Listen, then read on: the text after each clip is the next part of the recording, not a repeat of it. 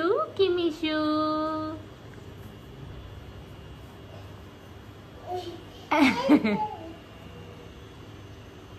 আবার লুকিয়ে যাও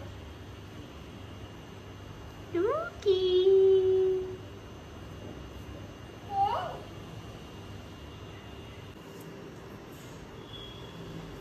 মিশুকে টুকি করে দাও।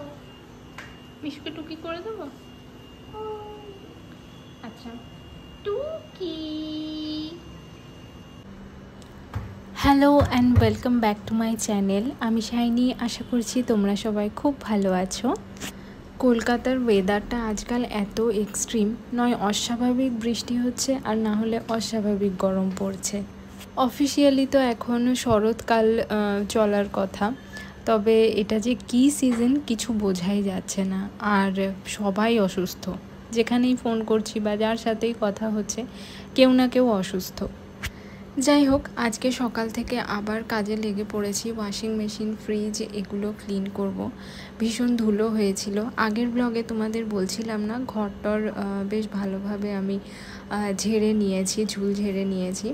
তো তারপরে আরও যেন এই ওয়াশিং মেশিন, ফ্রিজ এগুলো আরও বেশি ধুলো ধুলো হয়ে গেছিলো, তাই ভাবলাম এগুলো একবারে ডিপ ক্লিনিং করে নিই। ওয়াশিং মেশিনের ভেতরটা ক্লিন করার জন্য তো আলাদা একটা ডিটারজেন্ট আসে, আর ফ্রিজের ভেতরটাও আর কি আমি আগের দিনই ক্লিন করে নিই। আমি কখনোই একদিনে ফ্রিজের বাইরে ভেতর দুটো করে উঠতে পারি না, সময় হয় না। তাই ভালোভাবে আগে ভেতরটা ক্লিন করে নিই, তারপরে বাইরেটা ক্লিন করি।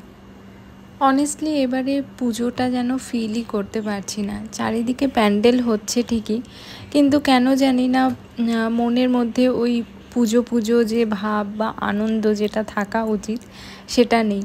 বললে বিশ্বাস করবে কিনা জানি না, মিশুর একটাও জামা কিনিনি, ইচ্ছে করেই কিনিনি, কারণ ও বেশ কিছু জামা পেয়েছে, তারপরে আগেও কেনা হয়েছে। তো এবারে একবারে পুজোর পরে ওর মানে শীতের জামা কাপড় দরকার, তো সেগুলোই একবারে কিনবো।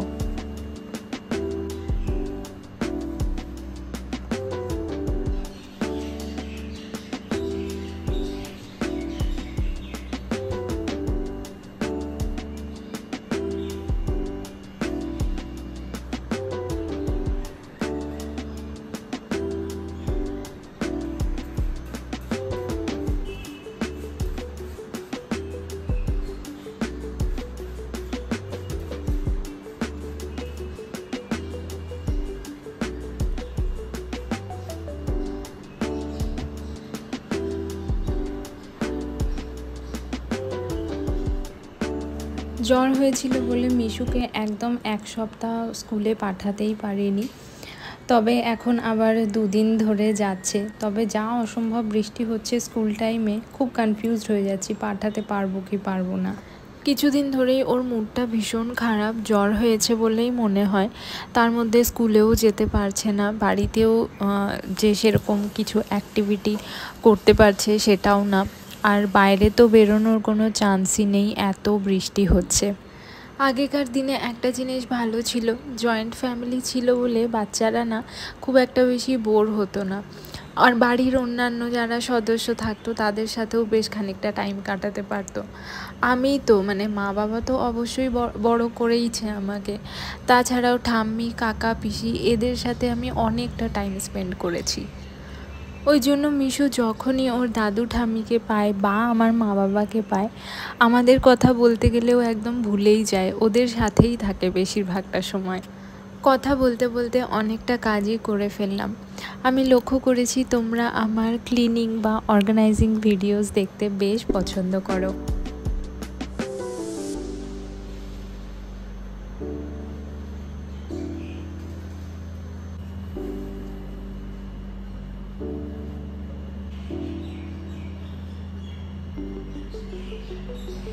এটা আমার একটা পুরনো টেবিল কাভার, কাপড়ের কোয়ালিটিটা কিন্তু ভীষণ ভালো আছে, তবে এটা না কোথাও খোঁচা লেগে মাঝখান থেকে কাপড়টা ফেটে গেছে, তো সেই জন্য আর টেবিলে পাততে পারছি না বলে মাঝখান থেকে কেটে এটাকে একটা ফ্রিজের কাভার আর আরেকটা ওয়াশিং মেশিনের কাভার বানিয়ে নিয়েছি।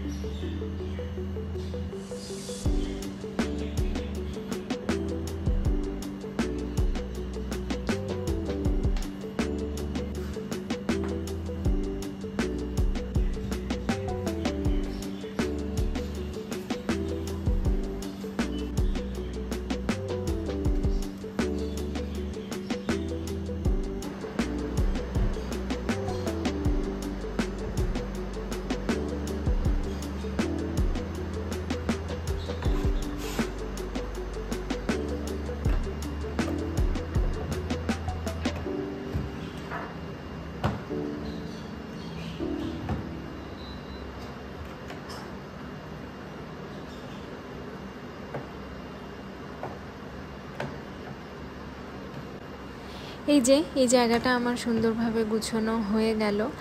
এবারে আমি যাব, স্নান পুজো সারবো, তারপরে মিশুকে স্কুল থেকে আনতে যেতে হবে।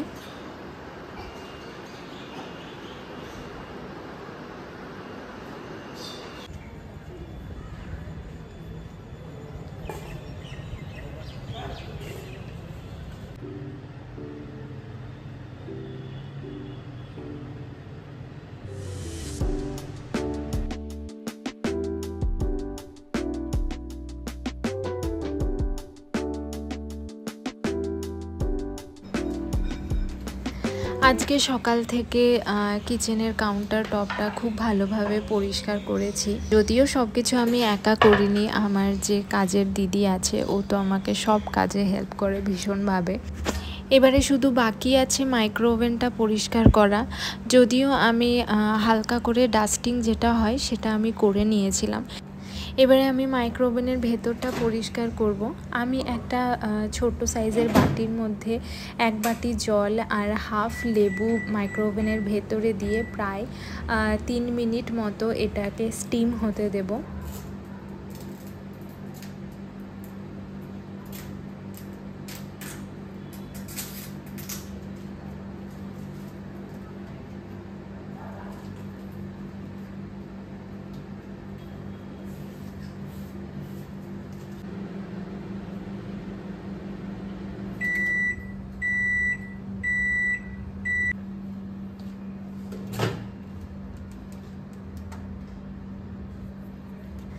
3 মিনিট হয়ে গেছে। এবারে ভেতর থেকে আমি বাটিটাকে বের করে নেব আর মাইক্রো ওভেনের দরজাটা বন্ধ করে দেব, যাতে ভেতরের ওই ময়েশ্চারটা থাকে আর আমার ক্লিন করতে সুবিধা হয়।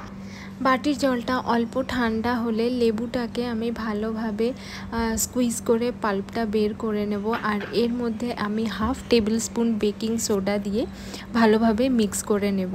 এটা কিন্তু খুব ভালো একটা ন্যাচারাল ক্লিনার। এটা দিয়েই আমি মাইক্রো ওভেন পরিষ্কার করি। খুব বেশি দিন পরিষ্কার না করলে মাইক্রো ওভেনের ভেতরে একটা অদ্ভুত গন্ধ হয়ে যায়। তো যদি সেরকম হয় সেক্ষেত্রে অল্প করে লেমন বা অরেঞ্জ এসেনশিয়াল অয়েলও ব্যবহার করতে পারো।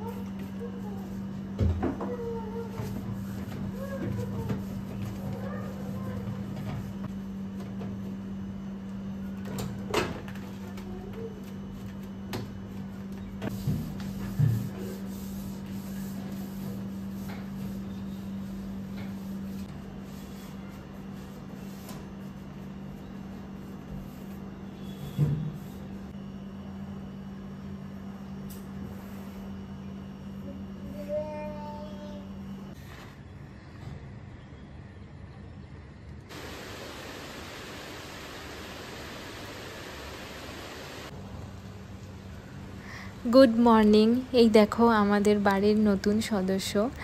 এই গাছটা আমাকে শ্রেয়া গিফট করেছে, কিছুদিন আগেও এসেছিল, তো তখন এই গাছটাও আমার জন্য নিয়ে এসেছে। সকালের এই সময়টা আমার একান্ত নিজের, কোনো চিৎকার চেঁচামেচি নেই, কোনো কান্নাকাটির আওয়াজ নেই, শুধুমাত্র নিস্তব্ধতা।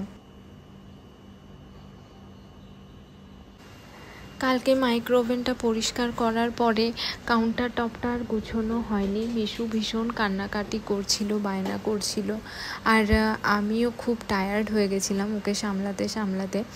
তো কালকে রাতে বেশ ভালো ঘুম হয়েছে আর একদম আজকে খুব ফ্রেশ লাগছে। তো তাই সকাল সকাল ভাবলাম এই জায়গাটা ঝটপট সেট করে নিই, না হলে আমারও রান্না বান্না করতে বা অন্যান্য কাজ করতে অসুবিধা হবে। তোমরা তো দেখেইছো আমি কিচেনের জিনিসপত্র এদিক ওদিক সরাতে থাকি, সেটআপটা একটু নতুনভাবে করার চেষ্টা করি। আসলে কোনো কিছুই একঘেয়ে আমার ভাল লাগে না, জীবনের ক্ষেত্রেও তাই। একঘেয়ে জীবন তো কারোরই ভালো লাগে না, তবে জীবন তো আর ওভারনাইট চেঞ্জ করা যায় না, কিন্তু কিচেন সেটআপ ওভারনাইট চেঞ্জ করা যায়, তাই ওটাই করি আমি। তাতে আমার কাজ করতেও ভালো লাগে আর একঘেয়েমিটাও কাটে।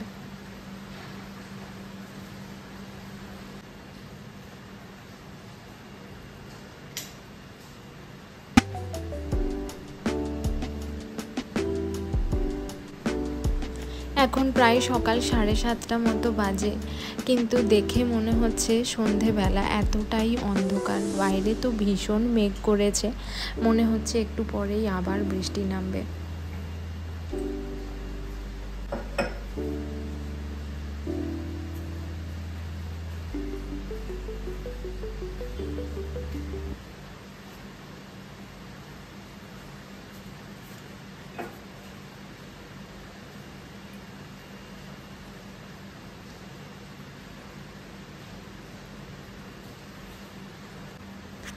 ঘর সাজানোর প্রচুর আইডিয়াস আমার মাথায় আসতে থাকে, কিন্তু সবগুলোর আর ইমপ্লিমেন্ট করা হয় না সব সময়। তবে কিছু ছোটোখাটো চেঞ্জেস করাই যায়। তো ইচ্ছাও আছে কিছু ছোটোখাটো ডেকর ভিডিওস শেয়ার করব তোমাদের সাথে খুব তাড়াতাড়ি।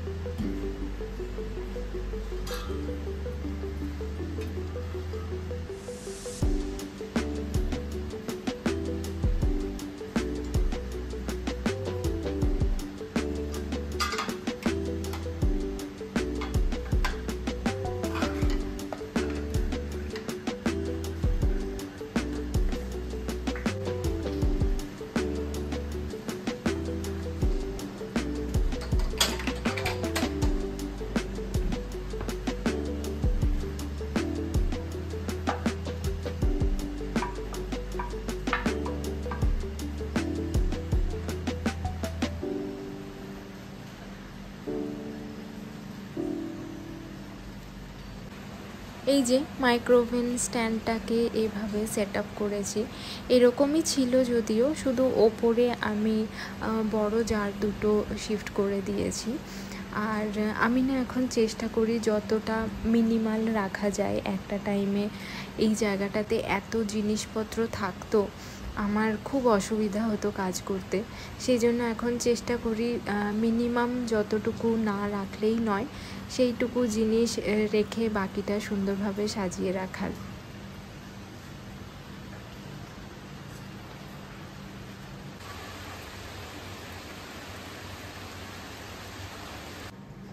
সাইডে রাখছি একটা মোমবাতি আর একটা অয়েল ডিফিউজার, কারণ কিচেন পরিষ্কার করার পরে আমার এগুলো জ্বালাতে বেশ ভালো লাগে।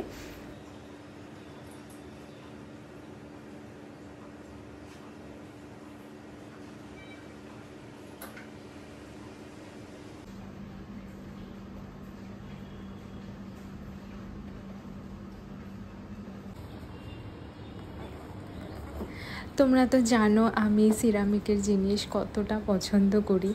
এখন পুজোর সময় সবাই শাড়ি গয়নাগাটি কিনছে, আর আমি কিনছি এই সব জিনিসপত্র।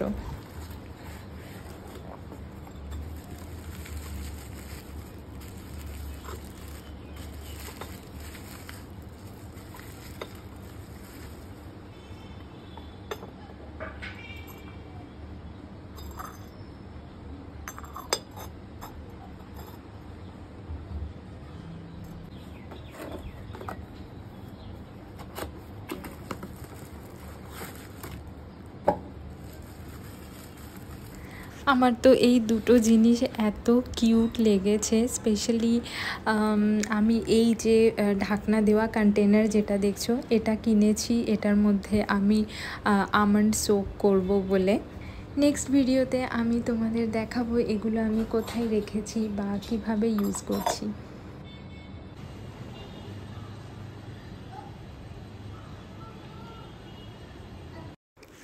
আজকে বাড়িতেই একটা ডিআইওয়াই হেয়ার অয়েল বানাচ্ছি। অনেক দিন ধরেই ভাবছিলাম বানাবো, কিন্তু আর সেটা হয়ে উঠছিল না। তো যাই হোক, আজকে সময় পেয়েছি। আমি একটা সসপ্যানে নারকেল তেল নিয়েছি। এটা কিন্তু কোল্ড প্রেস অর্গ্যানিক নারকেল তেল আর কি। ভালো কোয়ালিটির নারকেল তেল অবশ্যই চুলের জন্য ভালো। তো যাই হোক, এবারে এর মধ্যে আমি দিয়ে দিচ্ছি কিছু কারি পাতা আর মেথি দানা। ব্যাস এইটুকুই উপকরণ লাগবে। এই দুটো উপকরণই ঘরে ভীষণই সহজলভ্য, খুবই ইজিলি পাওয়া যায়। সব উপকরণগুলোকে একদম লো হিটে ভালোভাবে ফুটিয়ে নিতে হবে, যতক্ষণ না পর্যন্ত মেথি আর কারি পাতার কালারটা চেঞ্জ হয়ে যাচ্ছে। তারপরে আমি ঠান্ডা করে এটাকে এরকম একটা কন্টেনারের মধ্যে ঢেলে নিচ্ছি। মেথি আর কারি পাতা দুটোই কিন্তু চুলের জন্য খুব ভালো, আমরা সবাই জানি। চুল পড়া কমাতে সাহায্য করে আর নতুন চুল গজাতেও সাহায্য করে। নেক্সট ভিডিওতে অবশ্যই জানাবো বাড়িতে বানানো এই তেলটা কতটা কার্যকরী হয়েছে।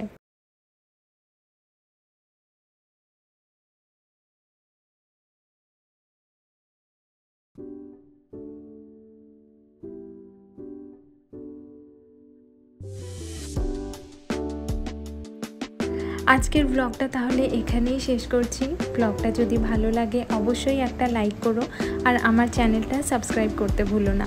আবার খুব তাড়াতাড়ি দেখা হবে একটা নতুন ভিডিওর সাথে। Till then bye and take care.